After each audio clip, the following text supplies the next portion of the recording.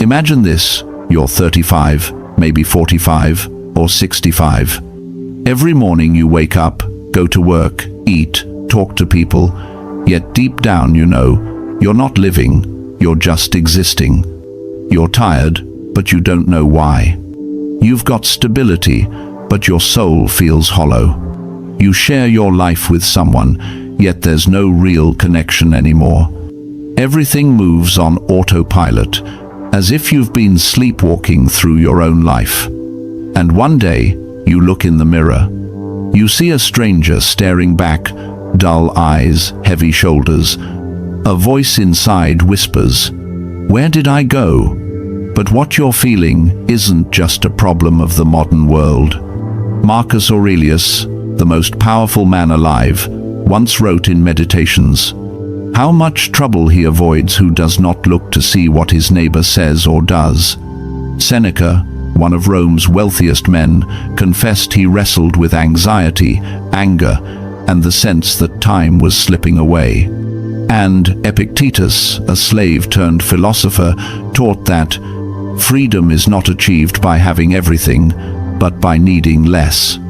3 men, 3 paths, 1 timeless truth. If your mind is lost, begin with the mind. If your body is broken, begin with the body. If your heart feels empty, begin with the heart. 3 brutal rules. 3 roads to rebuild yourself. 3 levels of rebirth. These are the 3 Stoic rules we're about to uncover. Principles that can rebuild your life from the inside out. But only if you're brave enough to live them.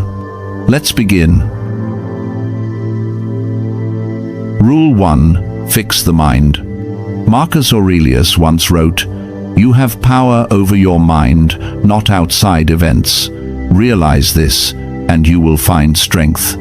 Yet, today, most people have surrendered that power. Our minds no longer belong to us, they belong to the noise. News cycles, social media, endless comparison. We scroll, we react, we consume, until the inner voice that once guided us falls silent.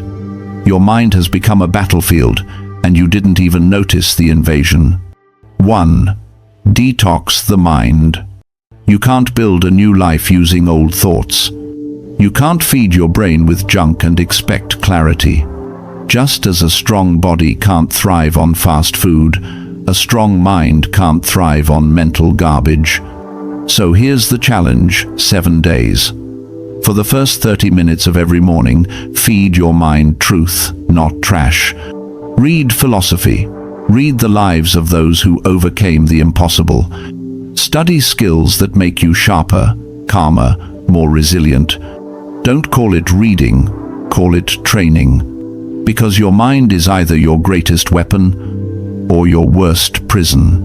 And every scroll, every thought, every reaction decides which one it becomes. 2. Redefine the direction. Most people say, "I want to be happy. I want to be successful." But the Stoics knew happiness isn't the goal, it's the side effect of living with virtue. Don't ask, "What do I want to have?" Ask, "Who do I want to become?" When you say, "I want to lose weight," you focus on outcome. When you say, "I am someone who honors my body," action follows identity.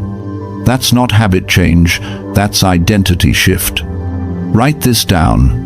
I am becoming. Then, finish the sentence not with who you wish to be someday, but with who you choose to be today. Because transformation doesn't happen in the future, it happens now, with every small decision you make. 3. Break the invisible prison. I can't. I'm not good enough. It's too late. These aren't facts, they're walls. And the cruelest part? You built them yourself. The Stoics called this ascent the act of agreeing with the lies your fear whispers. But the moment you stop agreeing, you begin to break free. Write down the 3 beliefs that hold you back. Then rewrite each one as a declaration of power. I don't have time becomes, I'm learning to prioritize what matters. I'm not smart enough becomes, I'm developing the skills I need. It's too late becomes, every moment is a new beginning. Each rewritten sentence is a hammer striking the wall of your old identity. Each word a crack that lets light in. 4. The mind training ritual. Every morning, write 3 thoughts that strengthen you and 3 that weaken you. Throughout the day, catch the negative ones the moment they appear and replace them with something true. At night, ask yourself, did my mind serve me today, or did it sabotage me? This isn't about thinking positive, it's about thinking with discipline. It's the mindset of a warrior, calm under fire, clear in chaos, unshaken by noise. Because when you master your mind, you master your fate. When you command your thoughts, you command your reality. So say this to yourself, not as a quote, but as a vow. My mind is my kingdom, and I am its sovereign ruler. And from this moment on, no one rules it but you. Rule 2. Fix the body. Your body is the foundation of your soul, the vessel that carries your mind and your purpose through life. You can't maintain a strong mind while living inside a weak body. The Stoics knew this thousands of years ago. Marcus Aurelius reminded himself each dawn. At daybreak, when you find it hard to get out of bed, remember, you were born to act as a human being. And so he rose, not because it was easy, but because discipline was his nature. 1. Nutrition is discipline. Your body is not a trash bin. Every bite you take is a choice to strengthen yourself or to sabotage your potential. Before every meal, ask yourself, will this bring me closer to the person I want to become, or keep me chained to who I used to be? Don't aim for dieting, aim for awareness. Because when you control the fork, you begin to control your life. You don't have to chase perfection, just consciousness. Every conscious choice rewires the connection between your body and your willpower. Food can either fuel your purpose or feed your weakness. Choose with intention. 2. Sleep is the energy of wisdom. Seneca once warned, it's not that we have a short time to live, but that we waste much of it. Every late night you trade for another episode, another scroll, another distraction you steal from tomorrow's strength. No one ever built greatness with a tired mind and a foggy soul. Sleep is not laziness, it's recovery. 7 to 8 hours every night, not as a luxury, but as a ritual of self-respect. When you sleep well, your thoughts sharpen, your emotions balance, and your willpower resets. Protect your rest like a warrior sharpens his sword, because your future depends on how you restore today. 3. Movement is emotion. Emotion lives in the body, and it stagnates when you stay still. You're anxious? Walk. You're angry? Run. You're lost? Lift something heavy. Breathe deeply. Feel your heart beating again. Epictetus, though crippled, taught, no great thing is created suddenly. So move daily, even for 20 minutes. No gym needed, no expensive gear, just discipline. Climb the stairs, do squats, stretch, take cold showers. It's not the movement itself, it's the message you send to your own mind. I am still in command. Each act of movement, no matter how small, is a silent declaration of power. 4. The practice of voluntary discomfort. The Stoics had a sacred idea, voluntary discomfort, choosing hardship on purpose to grow stronger. Seneca would sleep on the floor just to remind himself he could live without luxury. Marcus trained his body in the chaos of war, not in the comfort of palaces. And you? Every time you choose ease, you teach yourself to break promises. Every time you choose challenge, you teach yourself to trust your own strength. So start small, drink one more glass of water, take that cold shower, run for 10 minutes, eat vegetables instead of sugar. Tiny choices, massive transformation. Because every act of discomfort builds a quiet, unshakable faith in yourself. Write this down, not as motivation, but as devotion.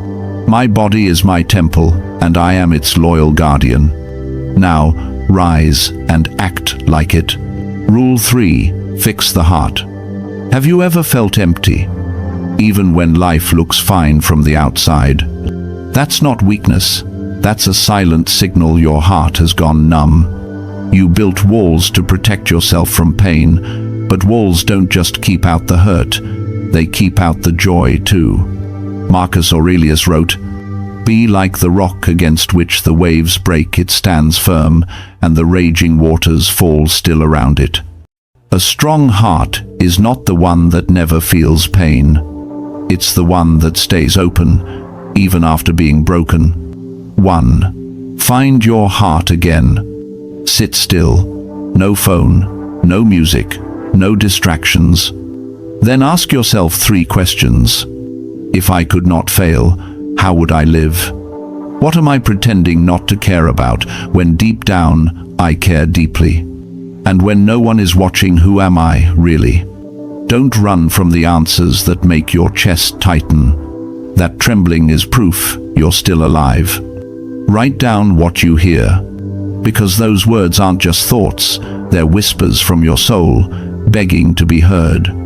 You don't rediscover your heart by chasing pleasure, you rediscover it by listening to the silence beneath your noise. 2. Let go of the weight. Your heart carries too much luggage from the past.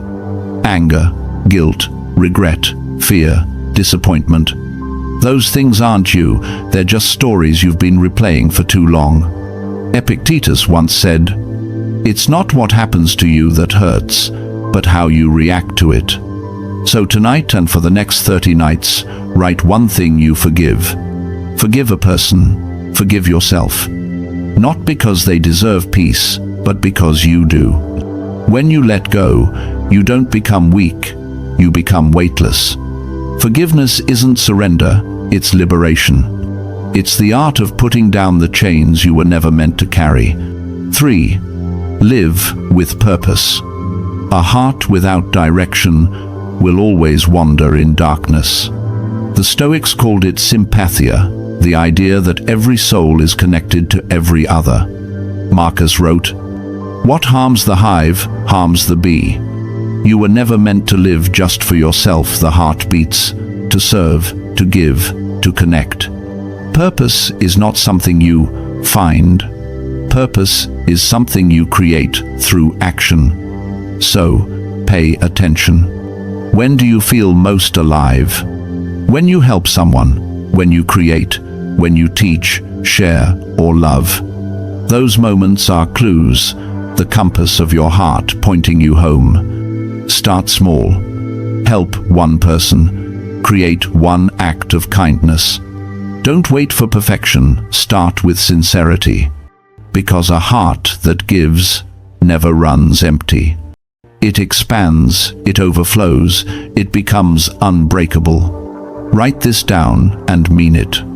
My heart doesn't just beat to live, it beats to love, to serve, and to connect.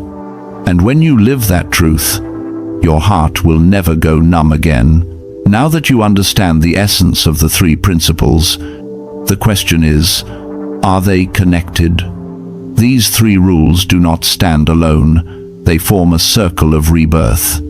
When you fix your mind, you give direction to your body. When you train your body, you build strength for your heart. And when you open your heart, you fuel the fire that keeps your mind alive. The mind is your compass, the body, your vessel, the heart, your flame. If one collapses, the journey falls apart. But when all 3 move in harmony, you become unstoppable. Marcus battled anxiety. Seneca doubted himself. Epictetus lost his freedom, yet found inner peace. None of them were perfect. They were simply relentless. Each day, one choice, one step forward, and that was enough to change history. You don't need to be flawless. You just need to show up every single day and stay loyal to your path. Let me tell you a story. A few years ago, a man named James hit rock bottom, burned out at work, disconnected from his family, drowning in self-doubt. One morning, he decided to rebuild himself the Stoic way. He began by fixing his mind 30 minutes of reading Marcus Aurelius instead of scrolling. Then his body cold showers, daily runs, disciplined sleep. Finally, his heart forgiving his father, volunteering at a shelter, learning to love through service. Months later, his life didn't just change, his energy did. He stopped chasing happiness and started embodying it. He became calm, grounded, unshakable. That is the power of the 3 Stoic rules, not as philosophy, but as daily practice. Because transformation isn't about perfection, it's about alignment. Mind, body, heart. When they move as one, nothing can break you. Conclusion: fix your mind and you'll fix your life. Train your body and you'll free your soul. Heal your heart and you'll never lose your way again. You were not born merely to survive. You were born to awaken.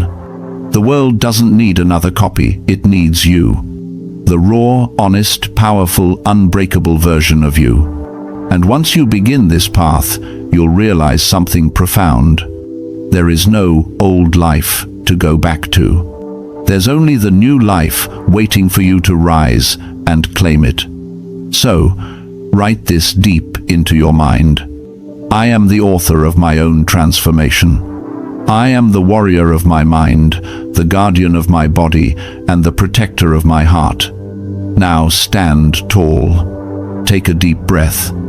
Feel that quiet fire inside you. And take your first step, not tomorrow, not someday now. Your journey doesn't begin when life gets easier. It begins when you decide you're ready to grow stronger. And if this message speaks to you, don't just watch it, live it. Share it with someone who needs to wake up too. Leave a mark, not just a view. Hit like if this reminded you of your own strength. Subscribe so we can walk this Stoic path together every week. And in the comments, write just one sentence, a promise to yourself. I begin my transformation today. Because you can. Because you must. Because the world is waiting for the awakened you. Thank you for watching.